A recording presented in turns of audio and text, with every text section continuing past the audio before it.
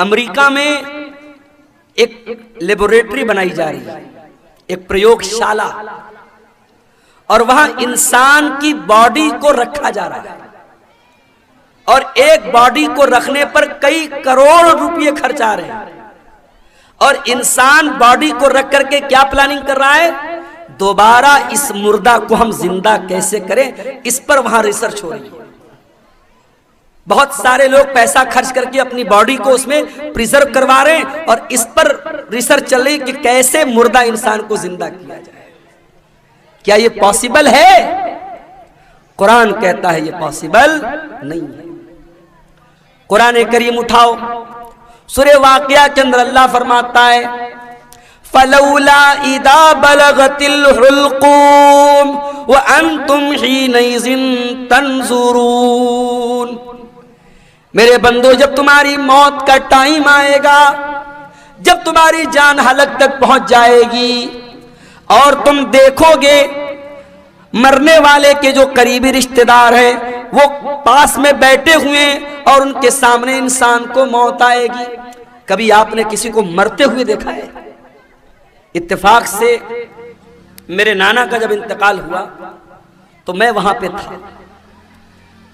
جیسے ہی انسان کا انتقال ہوتا ہے، انسان کی آنکھیں اوپر اڑ جاتی ہیں، کیونکہ روح جو ہوتی ہے نا، جب فرشتہ لے کے جاتا ہے تو انسان کی آنکھیں پھٹی کی پھٹی رہ جاتی ہیں، اور اگر منہ کھلا ہے تو منہ کھلا کا کھلا رہ جاتا ہے۔ مرنے والے کو تم دیکھ رہے ہو کہ وہ مر رہا ہے۔ وَنَحْنُ أَقْرَبُ إِلَيْهِ مِنْكُمْ وَلَكِنْ لَا تُبْصِرُونَ۔ ماں کا انتقال ہو رہا ہے، بچے بغل میں بیٹھے ہیں، باپ کا انتقال ہو رہا ہے، بیٹے بغل میں بیٹھے ہیں۔ بیٹوں کو یہ لگ رہا ہے کہ باپ سے سب سے زیادہ قریب ہم ہیں، بیٹی کو یہ لگ رہا ہے ماں سے سب سے زیادہ قریب ہم ہیں۔ اللہ کہتا ہے وَنَحْنُ أَقْرَبُ إِلَيْهِ مِنْكُمْ وَلَكِنْ لَا تُبْصِرُونَ۔ مرنے والے سے سب سے زیادہ قریب ہم ہیں۔ فَلَوْلَا إِن كُنْتُمْ غَيْرَ مَدِينِينَ تَرْجِعُونَهَا إِن كُنْتُمْ صَادِقِينَ۔ اے میرے بندو، اگر تم کو یہ لگتا ہے کہ کوئی اللہ نہیں ہے، کوئی رب نہیں ہے، کوئی موت دینے والا نہیں ہے، اور تم کسی کے انڈر میں نہیں ہو، تم کسی کے پاور میں نہیں ہو، تو ذرا مرنے والے کو دوبارہ زندہ کر کے دکھا دو، ذرا روح کو واپس ڈال کے دکھا دو۔ نہیں کر سکتے، مردہ زندہ نہیں ہو سکتا میرے بھائی۔ جو مر گیا وہ مر گیا، اب مرنے کے بعد دوبارہ اس کے اندر جان نہیں ڈال سکتے۔ قرآن کریم کی سورہ آل عمران کی آیت نمبر 185، 185 نمبر کی آیت۔ کل نفس ذائقۃ الموت، ہر نفس کو مرنا ہے، ہر جاندار کو موت کا مزہ چکھنا ہے۔ اس آیت میں یہ پہلی بات بتائی گئی، موت آنی ہے، سب موت سے چھٹکارا نہیں۔ اگر موت سے کسی کو چھٹکارا ہوتا تو شاید اللہ اپنے نبیوں کو بچا لیتا۔ اللہ کے بندوں میں سب سے اونچا مقام اللہ کے نبیوں کا ہے، مگر اللہ کے نبیوں کو بھی موت آئی۔ حضرت سلیمان علیہ السلام اللہ کے ایسے رسول تھے، ایسے نبی تھے کہ اللہ تعالیٰ نے ان کو بہت ساری سپر نیچرل طاقتیں دی تھی۔ جنات ان کے قبضے میں تھے، بڑے بڑے جنات اتنی بڑی بڑی دیگوں میں کھانا پکاتے تھے، پورا گاؤں کھا سکتا تھا۔ بڑی بڑی بلڈنگ بناتے تھے جنات، کسی مزدور کی ضرورت نہیں، جنات کھڑے ہو کر کے مزدور عمارتیں بنا دیتے تھے۔ ہوا ان کے کنٹرول میں تھی، وہ صبح سے شام تک کا سفر پل بھر میں طے کر لیتے تھے۔ اتنی بڑی طاقت حضرت سلیمان علیہ السلام کو ملی تھی۔ لیکن کیا سلیمان علیہ السلام کو موت نہیں آئی؟ موت آئی۔ کیسے موت آئی؟ سلیمان علیہ السلام کے حکم سے جنات بیت المقدس کی تعمیر کر رہے تھے، بیت المقدس کی بلڈنگ بنا رہے تھے، اس کا اسٹرکچر کھڑا کر رہے تھے۔ سلیمان علیہ السلام ان کو ڈائریکشن دے رہے تھے، سمجھا رہے تھے، ان کو نردیش دے رہے تھے۔ سلیمان علیہ السلام اپنے عصا کے اوپر، اپنی لاٹھی کے اوپر کھڑے ہو کر کے ان کو بتا رہے تھے، اور اسی حالت میں سلیمان علیہ السلام کو موت آ گئی۔ اپنی لاٹھی پر ٹیک لگا کے کھڑے ہیں، موت آ گئی۔ اب موت آ گئی اور جنات کو پتا بھی نہیں چلا کہ ہمارے باس کا انتقال ہو گیا، ہمارے مالک کا انتقال ہو گیا، جس کے حکم پر ہم یہ کام کر رہے تھے اس کا انتقال ہو گیا۔ جنات اپنے کام میں لگے ہوئے ہیں، اور سلیمان علیہ السلام کی ڈیڈ باڈی ان کے انتقال کے بعد ان کا جو شریر ہے اسی لاٹھی کی کے سہارے کھڑا ہوا ہے۔ قرآن کہتا ہے فَلَمَّا قَضَيْنَا عَلَيْهِ الْمَوْتَ، جب ہم نے سلیمان کی موت کا فیصلہ کر دیا، مَا دَلَّهُمْ عَلَى مَوْتِهِ إِلَّا دَابَّةُ الْأَرْضِ تَأْكُلُ مِنْ سَأَتَهُ، سلیمان کی لکڑی کو، سلیمان کی لاٹھی کو ایک کیڑے نے کھا لیا، اور جب لاٹھی ختم ہو گئی تو ان کی ڈیڈ باڈی زمین پر آ گئی، اور جب ڈیڈ باڈی زمین پر آ گئی تب جنات کو پتا لگا کہ ہم تو بہت بڑی غلط فہمی میں جی رہے تھے، ان کا تو آلریڈی انتقال ہو چکا ہے۔ ایک پیغمبر کو موت آئی۔ قرآن کہتا ہے کل نفس ذائقۃ الموت، ہر نفس کو مرنا ہے، امیر سے امیر کو بھی مرنا ہے، غریب کو بھی مرنا ہے۔ یہی قاری عبد الباسط صاحب ساؤتھ انڈیا میں اپنے ادارے کے چندے کے لیے جاتے ہیں، افطار کا ٹائم ہے، افطار کا سامان لینے کے لیے جاتے ہیں، اور ٹرین کے دروازے پر سیڑھی چڑھتے ہوئے اچانک ان کا پیر پھسلتا ہے، گرتے ہیں، اور وہی حادثہ ان کی موت کا سبب بن جاتا ہے۔ میرے پیارے بھائیو، ہم نہیں جانتے موت کب آئے گی، اس لیے کہ 5 چیزوں کی جانکاری صرف اللہ تعالیٰ کو ہے۔ سورہ لقمان کی آخری آیت ہے، ان اللہ عندہ علم الساعہ، اللہ ہی کو پتا ہے کہ قیامت کب آئے گی۔ قیامت کا ایگزیکٹ علم صرف اللہ تعالیٰ کو معلوم ہے۔ قیامت کی نشانیاں بتائی گئی، مگر قیامت ایگزیکٹ کب آئے گی، تاریخ کیا ہوگی، دن کون سا ہوگا، یہ ہمیں نہیں معلوم۔ ان اللہ عندہ علم الساعہ، قیامت کا ایگزیکٹ علم اللہ تعالیٰ کے پاس ہے۔ وَيُنَزِّلُ الْغَيْثَ، بارش کب ہوگی، کتنی ہوگی، کہاں ہوگی، اللہ کو معلوم ہے۔ ابھی کٹیہار کے 2-3 پروگرام کینسل ہو گئے، موسم خراب ہو گیا، بارش ہو گئی۔ آپ کے اسی علاقے میں سیلاب کی وجہ سے بہت سارے پروگرام کینسل ہو جاتے ہیں۔ موسم کب چینج ہو جائے، کب طوفان آ جائے، کب سیلاب آ جائے، ہم نہیں جانتے۔ وَيَعْلَمُ مَا فِي الْأَرْحَامِ، اور رحم مادر میں کیا ہے، ماں کے پیٹ میں کیا ہے، صرف اللہ کو معلوم ہے۔ آپ کہیں گے نہیں مولوی صاحب، آج کے زمانے میں الٹرا ساؤنڈ کرا لو، معلوم ہو جاتا ہے لڑکا ہے لڑکی، یہ پتہ چل جاتا ہے۔ حالانکہ سرکار کی طرف سے پرتیبندھ ہے، گورنمنٹ کی طرف سے منع ہے، مگر پتہ لگانے والے تب بھی لگا لیتے ہیں۔ اور کہیں یہ پتا چل گیا کہ ماں کے پیٹ میں لڑکی ہے اور آلریڈی 2-3 لڑکیاں ہیں، تو لڑکی کو ماں کے پیٹ میں ختم بھی کرا دیتے ہیں لوگ، جس کو انگلش میں بولتے ابارشن، گربھ پات کرا دیتے ہیں، ماں کے پیٹ میں ہی بچی کو مار دیتے ہیں۔ اور ہم کہتے ہیں صاحب ہم لوگ بڑے پڑھے لکھے لوگ ہیں، بڑے سولڈ لوگ ہیں، بڑے تہذیب یافتہ لوگ ہیں۔ ارے ہم سے اچھے تو 1400 سال پہلے کے عرب کے وہ جاہلی دور میں، دور جاہلیت کے وہ بدو تھے، وہ دیہاتی تھے، وہ جاہل لوگ تھے جو اپنے بچیوں کو مارتے تھے مگر پیدا ہونے کے بعد مارتے تھے.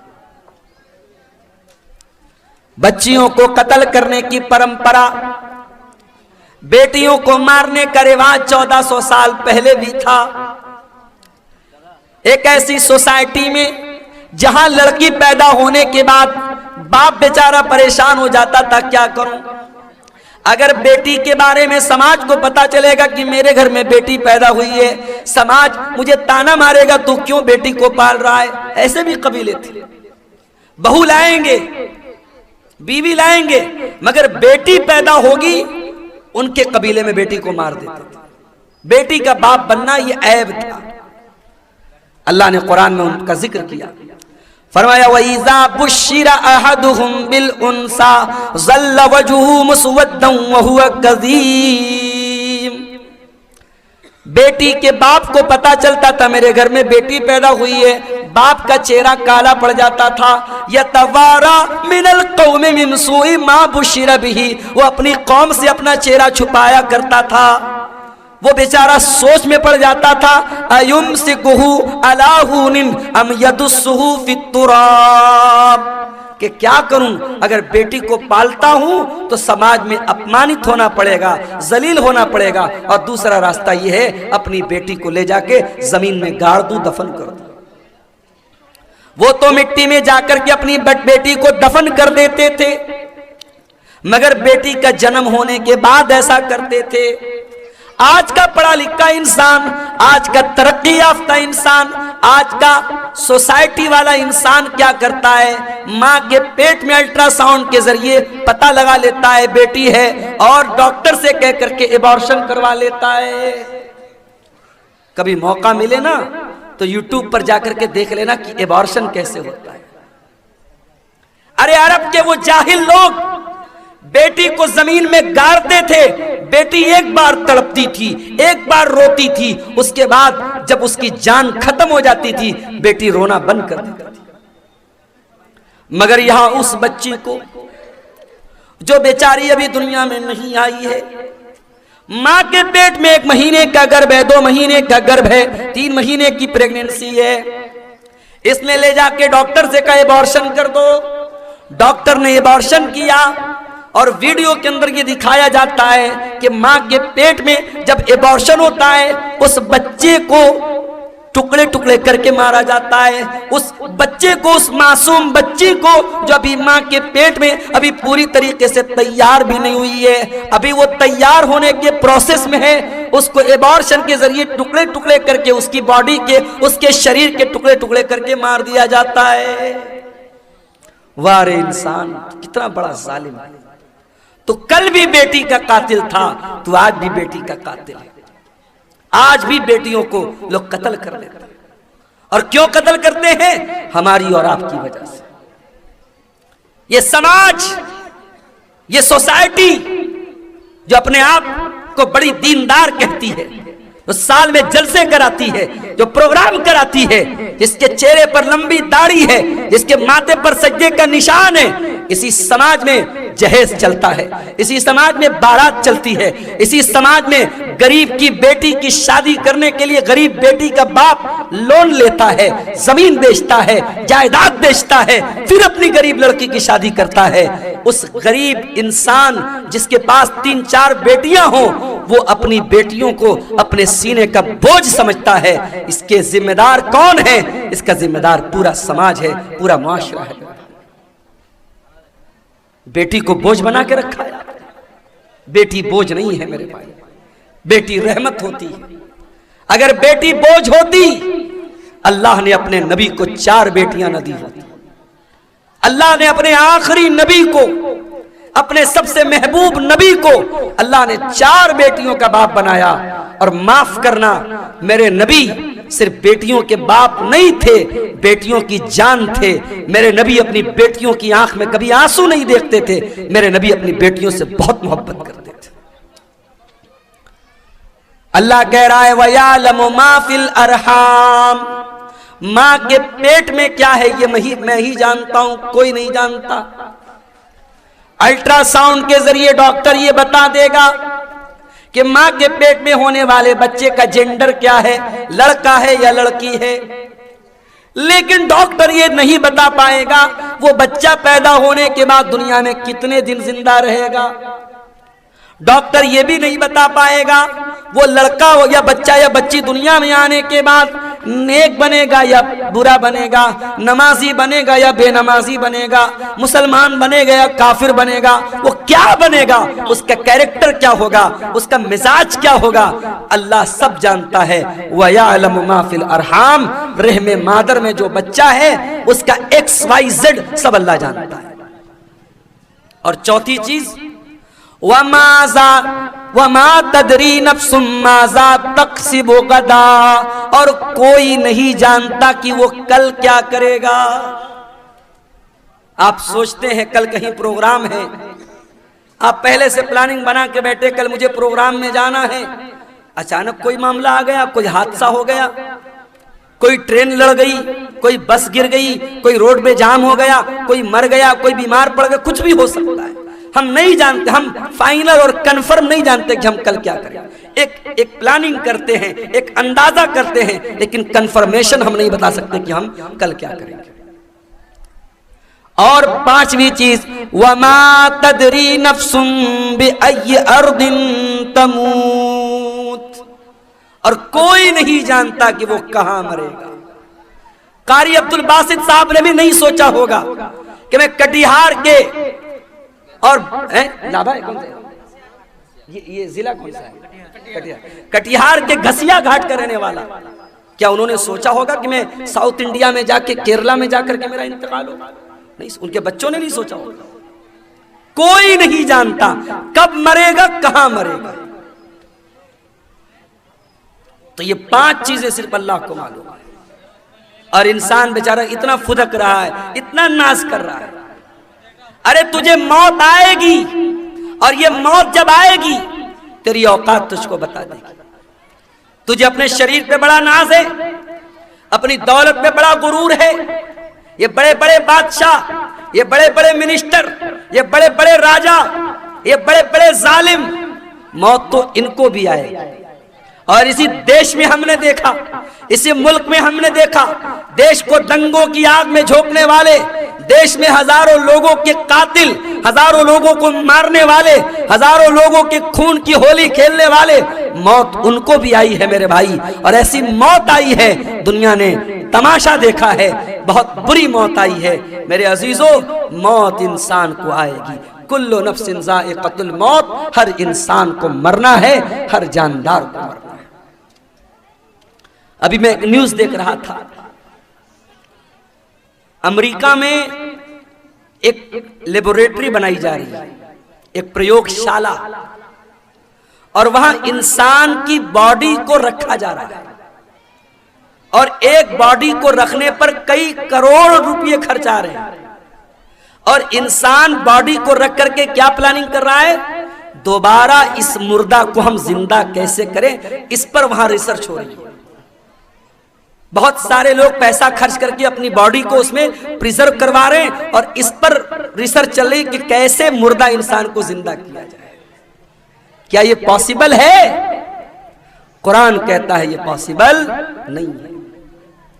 قرآن کریم اٹھاؤ، سورہ واقعہ کے اندر اللہ فرماتا ہے فَلَوْلَا إِذَا بَلَغَتِ الْحُلْقُومَ وَأَنْتُمْ حِينَئِذٍ تَنْظُرُونَ، میرے بندو جب تمہاری موت کا ٹائم آئے گا، جب تمہاری جان حلق تک پہنچ جائے گی، اور تم دیکھو گے مرنے والے کے جو قریبی رشتہ دار ہیں وہ پاس میں بیٹھے ہوئے، اور ان کے سامنے انسان کو موت آئے گی۔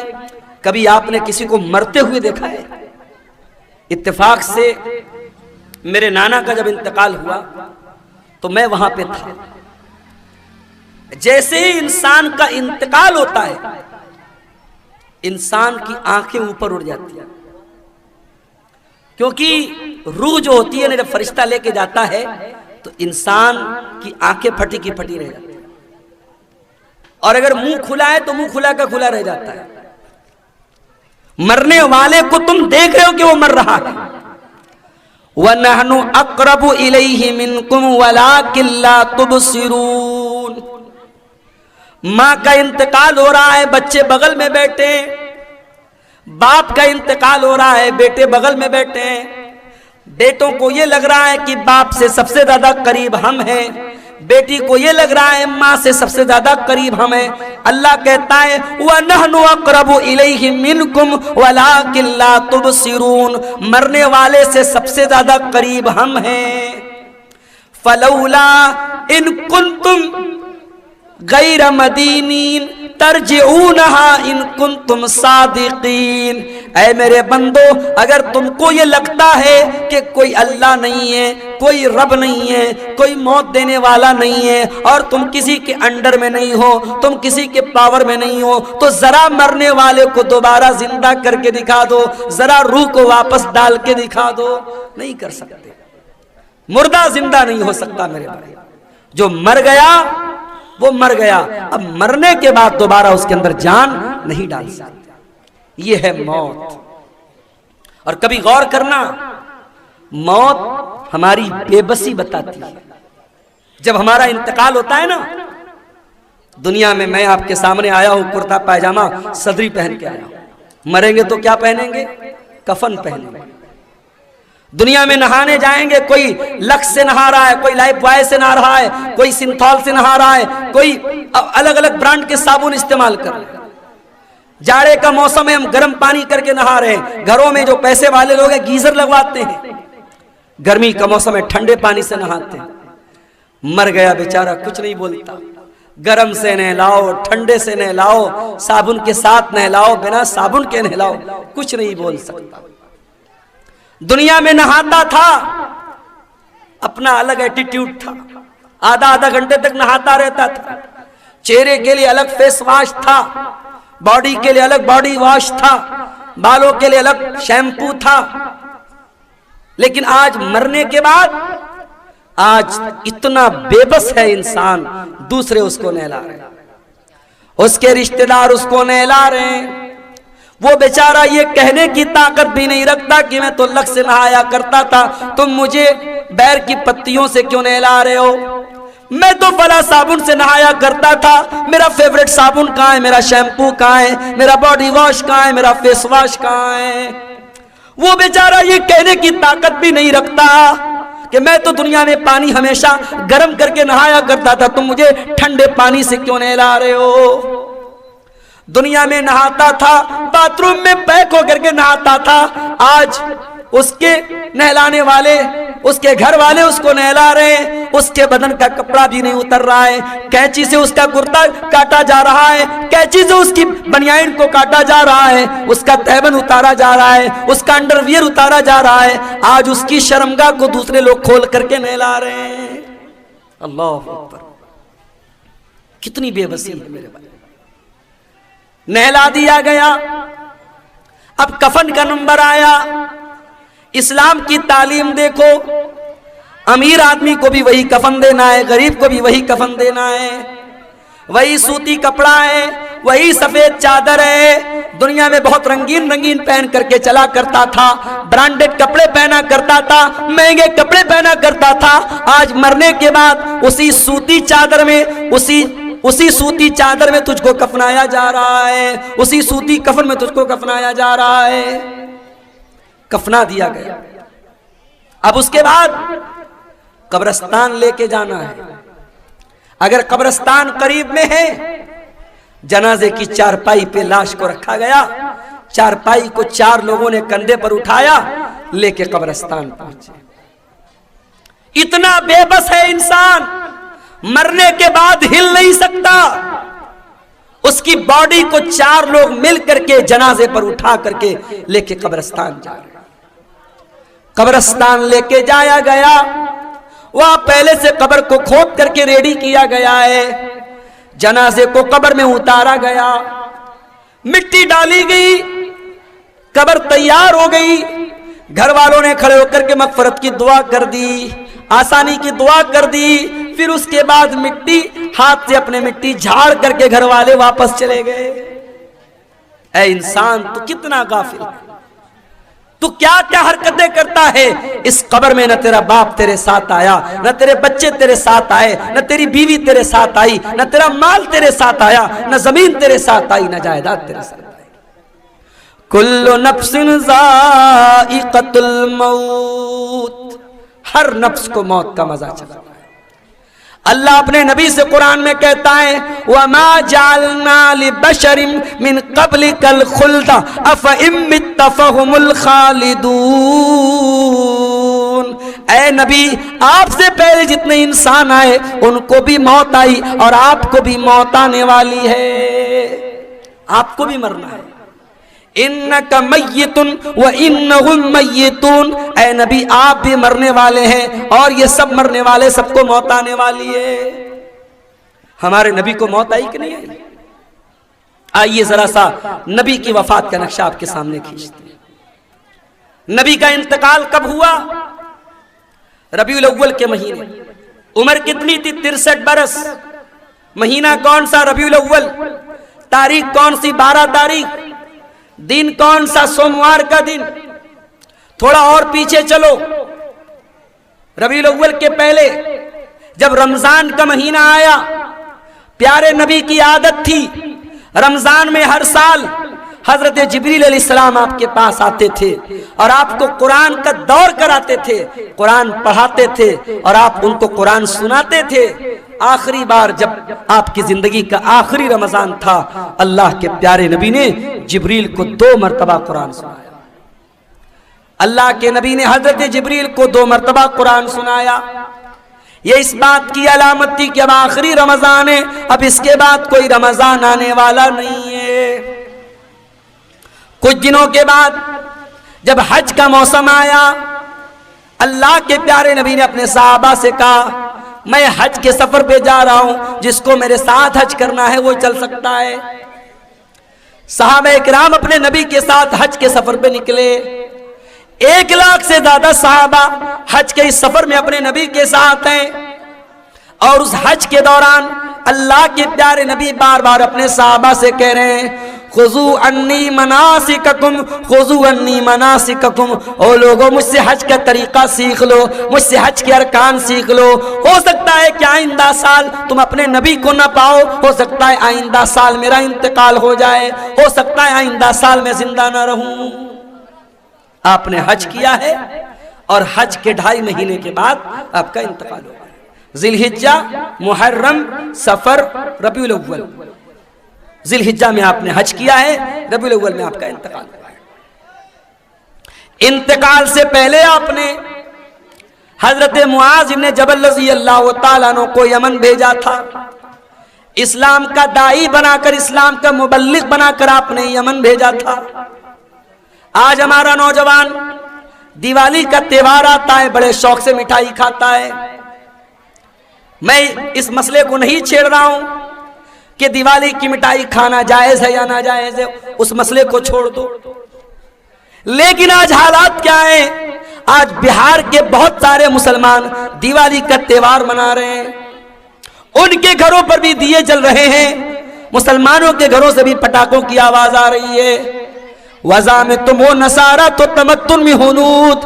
یہ مسلمان ہیں جنہیں دیکھ کے شرمائیں یہود. تیرا غیر مسلم بھائی شرک کر رہا ہے، اللہ کو چھوڑ کر اپنے